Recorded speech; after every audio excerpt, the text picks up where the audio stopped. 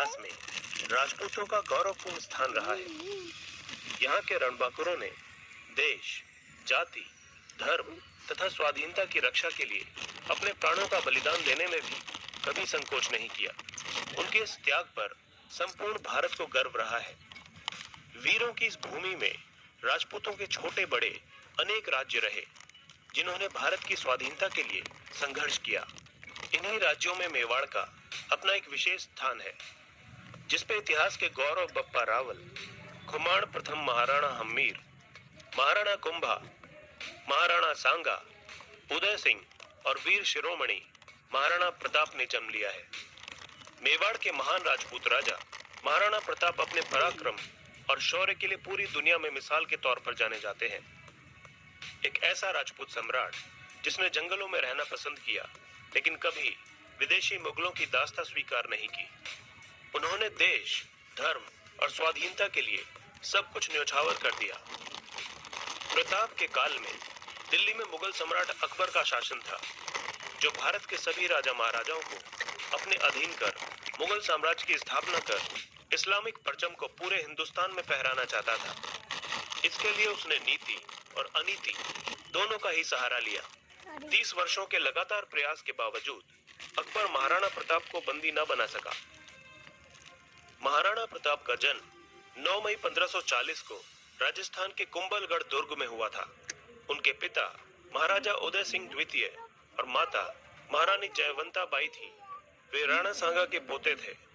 महाराणा प्रताप को बचपन में सभी कीका के नाम से पुकारा करते थे। जिस समय महाराणा प्रताप ने मेवाड़ की गद्दी संभाली, उस समय राजपूताना साम्राज्य बेहद नाजुक दौर से गुजर रहा था। बादशाह अकबर की क्रूरता के आगे कई राजपूत नरेश अपना सिर झुका चुके थे। कई वीर प्रतापी राजवंशों के उत्तराधिकारियों ने अपनी कुल मर्यादा का सम्मान भुलाकर मुगलिया वंश से वैवाहिक संबंध स्थापित कर लिए थे। कुछ स्वाभिमानी राजघरानों के साथ ही महाराणा प्रताप भी अपने पूर्वजों की मर्यादा की रक्षा हेतु अटल थे, और इसीलिए मुगल बादशाह अकबर की आंखों में वे सदैव खटकते रहते थे।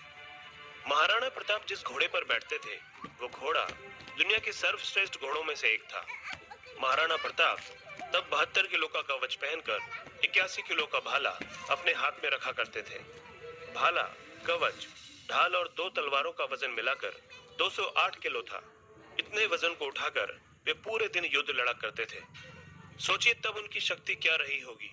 इस वजन के साथ रणभूमि में दुश्मनों से पूरा दिन लड़ना मामूली बात नहीं थी। मेवाड़ को जीतने के लिए अकबर ने कई प्रयास किए। अकबर चाहता था कि महाराणा प्रताप अन्य राजाओं की तरह उसके कदमों में झुक जाए, पर महाराणा प्रताप ने अकबर की अधीनता को कभी भी स्वीकार नहीं किया। अजमेर को अपना केंद्र बनाकर अकबर ने प्रताप के विरुद्ध सैनिक अभियान शुरू कर दिया। महाराणा प्रताप ने कई वर्षों तक मुगल सम्राट अकबर की सेना के साथ संघर्ष किया। मेवाड़ की धरती को मुगलों के आतंक से बचाने के लिए महाराणा प्रताप ने वीरता और शौर्य का परिचय दिया। प्रताप की वीरता ऐसी थी कि उनके दुश्मन भी उनके युद्ध कौशल के कायल थे। उदारता ऐसी कि दुश्मनों की पकड़ी गई पत्नियों को वे सम्मान पूर्वक उनके पास वापस भेज दिया करते थे। इस योद्धा ने साधन सीमित होने पर भी दुश्मन के सामने सिर नहीं झुकाया और जंगल के कंदमूल और घास की रोटियां खाकर लड़ते रहे। माना जाता है कि महाराणा प्रताप की मृत्यु पर अकबर की आंखें भी नम हो गई थीं। अकबर ने भी कहा था कि देशभक्त हो तो महाराणा प्रताप जैसा। अपनी विशाल मुगलिया सेना, बेमिसाल बारूद खाने, युद्ध की नवीन पद्धतियों के जानकारों से युक्त सलाहकारों, गुप्तचरों की लंबी फेहरिस्त, कूटनीति के उपरांत भी जब मुगल बादशाह अकबर समस्त प्रयासों के बाद भी महाराणा प्रताप को झुकाने में असफल रहा, तो उसने आमेर के महाराजा भगवान दास के भतीजे कुंवर मान सिंह, जिसकी बुआ जोधाबाई थी, को विशाल सेना के साथ डूंगरपुर और उदयपुर के शासकों को अधीनता स्वीकार करने हेतु विवश करने के लक्ष्य के साथ भेजा। मान सिंह की सेना के समक्ष डूंगरपुर राज्य अधिक प्रतिरोध नहीं कर सका। इसके बाद कुंवर मान सिंह महाराणा प्रताप को समझाने के लिए उदयपुर पहुंचे। मान सिंह ने उन्हें अकबर की अधीनता स्वीकार करने की सलाह दी, लेकिन प्रताप ने दृढ़ता पूर्वक अपनी स्वाधीनता बनाए रखने की घोषणा की और युद्ध में सामना करने की घोषणा भी कर दी। मान सिंह के उदयपुर से खाली हाथ आ जाने को बादशाह ने करारी हार के रूप में लिया तथा अपनी विशाल मुगलिया सेना को मान सिंह और आसिफ खां के नेतृत्व में मेवाड़ पर आक्रमण करने के लिए भेज दिया। आखिरकार 30 मई 1576 को बुधवार के दिन प्रातः काल में हल्दी घाटी के मैदान में विशाल मुगलिया सेना और रणबांकुरी मेवाड़ी सेना के मध्य भयंकर युद्ध छिड़ गया। मुगलों की विशाल सेना टिड्डी दल की तरह मेवाड़ भूमि की ओर उमड़ पड़ी। उसमें मुगल, राजपूत और पठान योद्धाओं के साथ जबरदस्त तोपखाना भी था। अकबर के प्रसिद्ध सेनापति महाबत खान, आसफ खान, राजा मान सिंह के साथ शहजादा सलीम भी उस विशाल मुगल सेना का संचालन कर रहे थे, जिसकी संख्या इतिहासकार 80,000 से 1 लाख तक बताते हैं।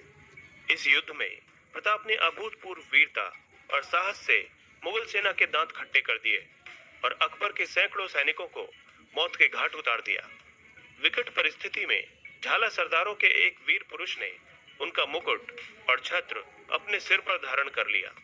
मुगलों ने उसे ही प्रताप समझ लिया और वो उसके पीछे दौड़ पड़े। इस प्रकार उन्होंने राणा को युद्ध क्षेत्र से निकल जाने का अवसर प्रदान कर दिया। बाद में हल्दी घाटी के युद्ध में करीब 20,000 राजपूतों को साथ लेकर महाराणा प्रताप ने मुगल सरदार राजा मान सिंह के 80,000 की सेना का सामना किया। इसमें अकबर ने अपने पुत्र सलीम यानी कि जहांगीर को युद्ध के लिए भेजा था। जहांगीर को भी मुंह की खानी पड़ी और वो भी युद्ध का मैदान छोड़कर भाग गया। बाद में सलीम ने अपनी सेना को एकत्रित कर फिर से महाराणा प्रताप पर आक्रमण किया और इस बार एक भयंकर युद्ध हुआ। इस युद्ध में महाराणा प्रताप का प्रिय घोड़ा चेतक घायल हो गया। राजपूतों ने बहादुरी के साथ मुगलों का मुकाबला किया, परंतु मैदानी तोपों तथा बंदूकधारियों से सुसज्जित शत्रु की विशाल सेना के सामने समूचा पराक्रम निष्फल रहा। युद्ध भूमि पर उपस्थित 22,000 राजपूत सैनिकों में केवल 8,000 ही जीवित रह पाए। महाराणा प्रताप को जंगल में आश्रय लेना पड़ा। महाराणा प्रताप के सबसे प्रिय घोड़े का नाम चेतक था। चेतक बहुत ही समझदार और स्थिति को पल में ही भांप जाने वाला घोड़ा था। उसने कई मौकों पर महाराणा प्रताप की जान बचाई थी। हल्दी घाटी के युद्ध के दौरान प्रताप अपने पराक्रमी चेतक पर सवार होकर पहाड़ की ओर जा रहे थे। तब उनके पीछे 2 मुगल सैनिक लगे हुए थे। चेतक ने तेज रफ्तार पकड़ ली, लेकिन रास्ते में एक पहाड़ी नाला बह रहा था। युद्ध में घायल चेतक 21 फुट चौड़े इस नाले को फुर्ती से लांग गया, परंतु मुगल उसे पार न कर पाए। हालांकि चेतक इस लंबी छलांग से पूरी तरह घायल हो गया था, पर महाराणा को सही सलामत पहुंचा दिया और शहीद होकर यादों में अमर हो गया। महाराणा प्रताप का हल्दी घाटी के युद्ध के बाद का समय पहाड़ों और जंगलों में ही व्यतीत हुआ। अपनी गुरिल्ला युद्ध नीति द्वारा उन्होंने अकबर को कई बार मात दी थी।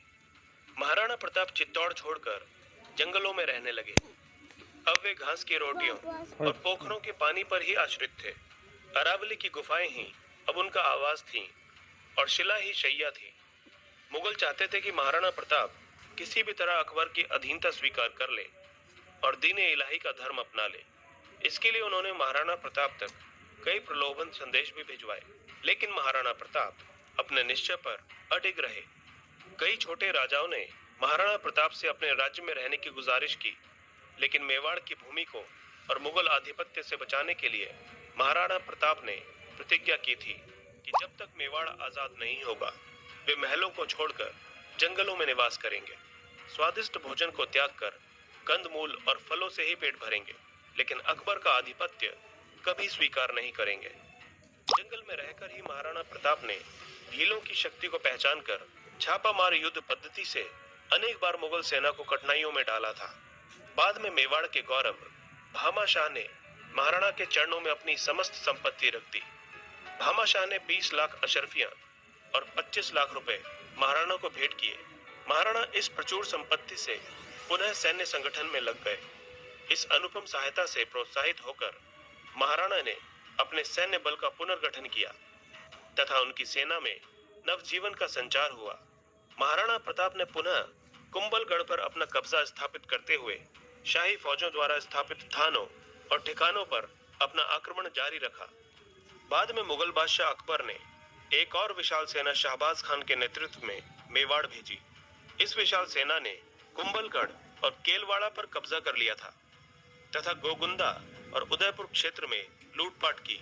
ऐसे में महाराणा प्रताप ने विशाल सेना का मुकाबला जारी रखते हुए अंत में पहाड़ी क्षेत्रों में पनाह लेकर स्वयं को सुरक्षित रखा और चावंड पर पुनः कब्जा प्राप्त किया। शाहबाज खान एक बार फिर अकबर के पास खाली हाथ लौटा।